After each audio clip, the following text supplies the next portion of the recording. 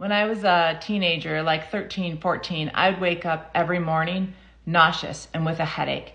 I would go to the cupboard and without even thinking, I would pop 2 Tylenol and I always skipped breakfast. When my mom would take me to the family doctor and I would talk about these headaches and the nausea, it was usually chalked up to teenage hormones and often a sinus infection. Another thing that happened to me a lot is when I would stand up, I would black out. I would see black and stars and I would hold on to a wall or a piece of furniture until my vision came back. One occasion when I was a teenager, I got up and went to go downstairs and go to my room and I blacked out to the point of fainting and I ended up falling down the stairs.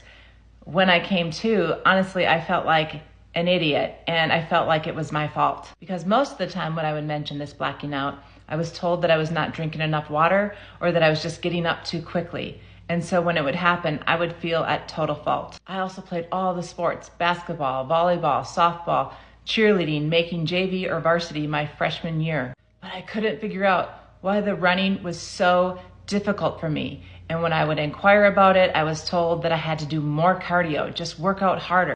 And so I would. But post practice and games, I would crash and I would crash super hard, taking 1 to 2 days to recover. I would also get itchy and get these hives out of nowhere. My ears would turn bright red and I couldn't figure out why.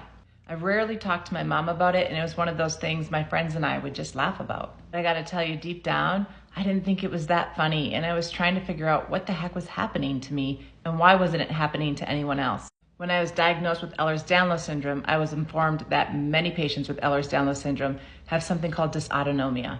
The nausea, the headaches, the fainting, the blacking out, the shortness of breath, the fatigue, and the crash post-exercise were because I was struggling with something called dysautonomia.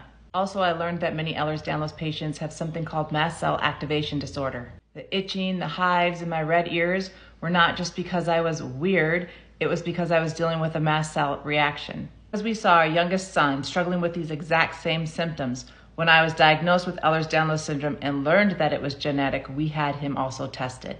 And sure enough, he was diagnosed with hypermobility Ehlers-Danlos syndrome. But you know what's sweet about that?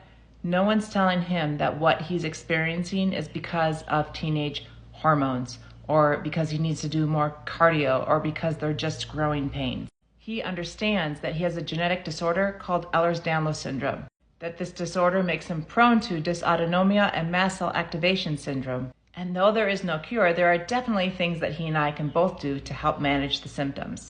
And there are precautions we can take to help assure that we both live a rockin' life.